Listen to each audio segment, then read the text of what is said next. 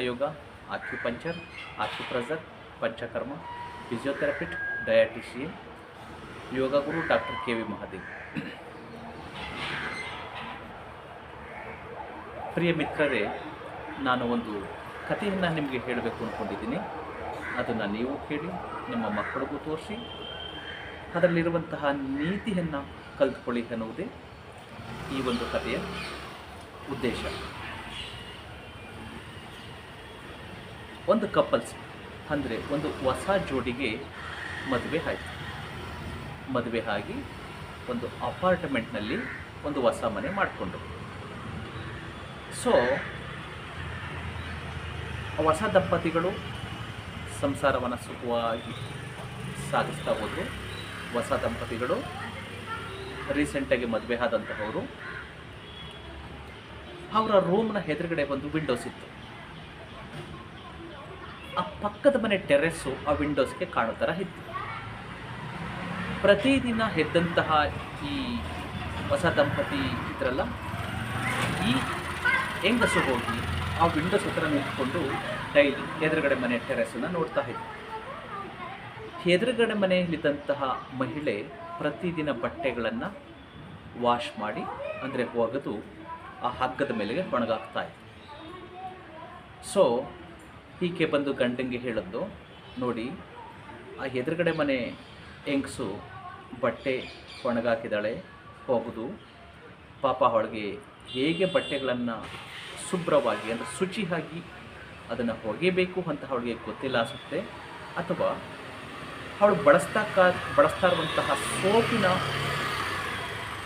ಒಂದು ಗುಣ, ಅಂದರೆ ಅದಕ್ಕೆ ಡಿಸರ್ಟೆಡ್ ಅಂದರೆ ಕೊಳೆಯನ್ನು ತೆಗೆಯುವಂತಹ ಗುಣ, ಆ ಸೋಪನ್ನು ಯಾವ ಸೋಪನ್ನು ಬಳಸಬೇಕು ಅನ್ನೋದು ಆಕೆಗೆ ಗೊತ್ತಿಲ್ಲ ಅನಿಸುತ್ತೆ.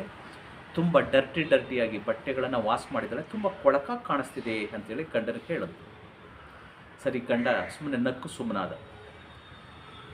ಹೀಗೆ ಪ್ರತಿದಿನ ಹೋಗಿ ಆ ವಿಂಡೋಸ್ ಹತ್ರ ನಿಂತ್ಕೊಳ್ಳೋದು, ಅವಳು ಎದುರುಗಡೆ ಮನೆ ಗೃಹಿಣಿ ಒಣಗಾಕಿರುವಂತಹ ಬಟ್ಟೆಗಳನ್ನು ನೋಡೋದು, ವ್ಯಾಂಗ್ಯವಾಗಿ ಹಾಡಿಕೊಂಡು ಆಕೆನ ಅಂಗಿಸಿ ಗಂಡ ಹತ್ರ ಮಾತಾಡುವಂತಹದ್ದು, ಇದೇ ನಡೀತಾ ಇತ್ತು. ಒಂದು 15-20 ಡೇಸ್ ಆಗಿರಬಹುದು. ಯಥಾ ಪ್ರಕಾರ ಬೆಳಗ್ಗೆ ಎದ್ದವಳು, ಸೊ ಸೂರ್ಯನಿಗೆ ನಮಸ್ಕಾರ ಮಾಡಿ ಆ ಕಡೆ ತಿರುಗಿದ್ಲು. ಅದೇ ರೀತಿ ಆ ಬಟ್ಟೆಗಳೆಲ್ಲ ಗಲೀಜಾಗಿದ್ವು. ಸೊ ಅವತ್ತು ಅದೇ ಕೊಂಕಿನ ಮಾತಾಡೋದು. ನೆಕ್ಸ್ಟ್ ಬೆಳಗ್ಗೆ ಎದ್ದವಳೆ ಯಥಾಸ್ಥಿತಿ ಆ ಕಿಟಕಿ ಹತ್ರ ಹೋಗಿ ನೋಡೋದು, ಬಟ್ಟೆ ತುಂಬ ಶುಚಿಯಾಗಿ ಶುಭ್ರವಾಗಿ ಕ್ಲೀನಾಗಿ ಬಿಳಪಾಗಿ ಒಗೆದಾಕಿರುವಂತಹದ್ದು ಇವಳು ಕಣ್ಣು ಬೀಳ್ತು. ಇವಳಿಗೆ ಆಶ್ಚರ್ಯ ಆಯಿತು. ನಾನು ಸುಮಾರು ಒಂದು 15-20 ದಿವಸದಿಂದ ನೋಡ್ತಾ ಇದ್ದೀನಿ, ಇವಳಿಗೆ ಯಾರು ಹೇಳ್ಕೊಟ್ರು ಬಟ್ಟೆ ಹೋಗಿದ್ದನ್ನು? ಇಷ್ಟು ದಿವಸ ಗಂಟ ಕೊಳಕು ಬಟ್ಟೆಗಳು ಹೋಗಿತ್ತಾ ಇತ್ತು. ಬಟ್ಟೆಗಳನ್ನು ವಾಶ್ ಮಾಡಿದ್ರೆ ಗಲೀಜೆಲ್ಲ ಅಲ್ಲೇ ಕಾಣಿಸ್ತಾ ಇತ್ತು, ಎಲ್ಲ ಮಾಸಲು ಕಾಣಿಸ್ತಾ ಇತ್ತು. ಅಥವಾ ಬಟ್ಟೆ ಒಗೆದನ್ನು ಯಾರೋ ಹೇಳ್ಕೊಟ್ಟಿರಬೇಕು, ಅಥವಾ ಕಲ್ತಿರಬೇಕು, ಅಥವಾ ಸೋಪನ್ನು ಚೇಂಜ್ ಮಾಡಿರಬೇಕು ಅಂಥೇಳಿ ಗಂಡನಿಗೆ ಹೇಳೋದು. ಗಂಡ ಹೇಳ್ದ, ಇಲ್ಲ, ನೀನು ಇವತ್ತು ಹೇಳೋದಕ್ಕಿಂತ ಮುಂಚಿತವಾಗಿ ಆ ಕಿಟಕಿ ಗಾಜನ್ನು ನಾನು ಕ್ಲೀನ್ ಮಾಡಿದ್ದೀನಿ ಅಂತೇಳಿ. ಸೊ ಇವಳಿಗೆ ಒಂಥರ ಈಕೆಗೆ ಅವಮಾನ ಆದಂಗಾಯ್ತು.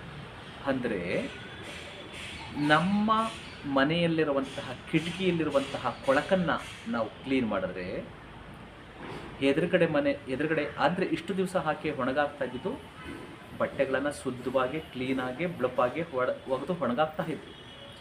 ಇವರ ಮನೆ ಕಿಟಕಿ ಗ್ಲಾಸ್ ಗಲೀಜಾಗಿರೋದ್ರಿಂದ ಈಕೆ ನೋಡ್ತಾ ಇದ್ದರೆ ಆ ಬಟ್ಟೆಗಳೆಲ್ಲ ಗಲೀಜಾಗಿ ಕಾಣಿಸ್ತಾ ಇದೆ. ಅಂದರೆ ಮೊದಲು ಅವರ ಗಂಡ ಅವತ್ತು ಎದ್ದ ತಕ್ಷಣ ಅವ್ರು ಏನು ಮಾಡಿದ್ದಾರೆ, ಆ ಗ್ಲಾಸನ್ನು ಕ್ಲೀನ್ ಮಾಡಿದ್ದಾರೆ. ಇವಳು ನೋಡಿದಾಗ ಬಟ್ಟೆಗಳು ಕ್ಲೀನಾಗಿ ಕಂಡಿದೆ. ನಮ್ಮ ಮನೆಯ ಕೊಳಕನ್ನು, ಅಂದರೆ ನಮ್ಮ ಮನಸ್ಸಿನ ಕೊಳಕನ್ನು ನಾವು ಮೊದಲು ತೊಳ್ಕೋಬೇಕು. ಆವಾಗ ನಮ್ಮ ಮನಸ್ಸು ಶುದ್ಧವಾಗಿದ್ದರೆ ಬೇರೆಯವರು ನೋಡೋದಕ್ಕೆ ಶುದ್ಧವಾಗಿ ಕಾಣಿಸ್ತಾರೆ. ನಮ್ಮ ಆತ್ಮ ಶುಚಿಯಾಗಿದ್ದರೆ ಬೇರೆಯವ್ರದ್ದು ಆತ್ಮ ಶುಚಿಯಾಗಿ ಕಾಣಿಸ್ತದೆ. ಯಥಾ ಬ್ರಹ್ಮಾಂಡ ತಥಾ ಪಿಂಡಾಂಡ ಅಂತ ಹೇಳ್ತೀವಲ್ಲ, ಹಾಗೆ ನಾವು ನೋಡುವಂತಹ ದೃಷ್ಟಿ ಚೆನ್ನಾಗಿದ್ದರೆ ಎಲ್ಲದೂ ಚೆನ್ನಾಗಿ ಕಾಣಿಸ್ತದೆ. ಮೊದಲು ನಮ್ಮ ಮನಸ್ಸಿನ ಕೊಳಕನ್ನು ತಿಳ್ಕೋಬೇಕು, ನಮ್ಮ ನ್ಯೂನ್ಯತೆಗಳನ್ನು ನಾವು ಸರಿಪಡಿಸ್ಕೋಬೇಕು, ನಾವು ಸುಳ್ಳು ಹೇಳೋದನ್ನು ಮೊದಲು ಬಿಡಬೇಕು. ಅಹಂಕಾರ ಪಡೋದನ್ನು ಮೊದಲು ಬಿಡಬೇಕು, ಸ್ವಾರ್ಥವನ್ನು ಮೊದಲು ಬಿಡಬೇಕು. ಆ ನಂತರ ಎಲ್ಲವೂ ಕೂಡ ನಿಮಗೆ ಚೆನ್ನಾಗೇ ಕಾಣಿಸ್ತದೆ. ಹಾಗಾಗಿ ಈ ಪಾಠದ ನೀತಿ ಕಥೆ ಏನಂದರೆ, ಮೊದಲು ನಮ್ಮನ್ನು ನಾವು ಸರಿ ಮಾಡ್ಕೋಬೇಕು. ನಾವು ಸರಿ ಮಾಡಿಕೊಂಡ್ರೆ ನಾವು ಬೇರೆಯವರನ್ನು ಕೂಡ ತಿಡುವಂತಹವನ್ನು ಕೆಲಸವನ್ನು ಮಾಡಿದ್ರೆ ನಾವು ಬದಲಾಗಬಹುದು, ಈ ದೇಶವನ್ನು ಬದಲಾಯಿಸಬಹುದು. ನಮ್ಮಲ್ಲೇ ಕೊಳಕುಗಳು ಸಾವಿರಾರು ನ್ಯೂನ್ಯತೆಗಳನ್ನು ಇಟ್ಕೊಂಡು ಬೇರೆಯವರನ್ನು ಹಾಡ್ಕೊಳ್ಳೋದಾಗಲಿ, ವ್ಯಾಂಗ್ಯ ಮಾಡೋದಾಗಲಿ, ಜನ ಸರಿಯಿಲ್ಲ, ಸೊಸೈಟಿ ಸರಿಯಿಲ್ಲ ಅಂತ ಹೇಳುವುದು ತಪ್ಪು. ಮೊದಲು ನಮ್ಮನ್ನು ನಾವು ಸರಿ ಮಾಡ್ಕೋಬೇಕು. ಆನಂತರ ಬೇರೆಯವರನ್ನು ಸುಮ್ಮನೆ ಇರಬಾರ್ದು. ನಾವು ಸ್ವಾರ್ಥಿಗಳಾಗಿ ನಾವು ಚೆನ್ನಾಗಿದ್ದೀವ, ನಮಗೆ ಯಾಕೆ ಬೇರೆಯವರು ಸಹಬಾರಿ ಅಂತ ಸುಮ್ಮನೆ ಇರಬಾರ್ದು. ಬೇರೆಯವರನ್ನು ತಿದ್ದಿ ತೀಡಿ ಆದಷ್ಟು ಅವರಿಗೆ ಒಂದು ಮೋಟಿವ್ ಮಾಡಿ ಅವ್ರನ್ನ ತಿದ್ದುವಂತಹ, ಅವ್ರನ್ನ ಸರಿ ಮಾಡುವಂತಹ ಪ್ರಯತ್ನವನ್ನು ಮಾಡಿದ್ರೆ ಸಮಾಜ ಸುಂದರವಾಗಿರುತ್ತೆ.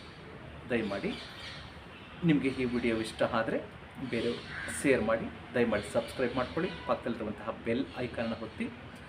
ನಮ್ಮದು ಸುಮಾರು 5,000ಕ್ಕೂ ಹೆಚ್ಚು ವಿಡಿಯೋಗಳಿದೆ. ಅಂಗೈಯಲ್ಲೇ ಆರೋಗ್ಯ, ಮನೆಯಲ್ಲಿ ಮತ್ತು ಆಕ್ಯುಪ್ರೆಷರ್, ಪಂಚಕರ್ಮ, ಫಿಸಿಯೋಥೆರಪಿ, ಡಯಟಿಷಿಯನ್, ಹಾಗೆ ಯೋಗ, ಪ್ರಾಣಾಯಾಮ, ಮುದ್ರಾಶಾಸ್ತ್ರ, ಆಧ್ಯಾತ್ಮದ ಬಗ್ಗೆ ಹಲವಾರು ವಿಡಿಯೋಗಳಿದೆ. ನಮ್ಮ ಬಳಿ ಟ್ರೀಟ್ಮೆಂಟ್ ತಗೊಂಡಂತಹ ಸಾವಿರಾರು ರೋಗಿಗಳು ಗುಣಮುಖರಾದಂತಹ ಒಂದು ಇಂಟರ್ವ್ಯೂ ಕೂಡ ಇದೆ, ಅದನ್ನು ನೀವು ನೋಡಬಹುದು. ಎಲ್ಲರಿಗೂ ಒಳ್ಳೆಯದಾಗಲಿ.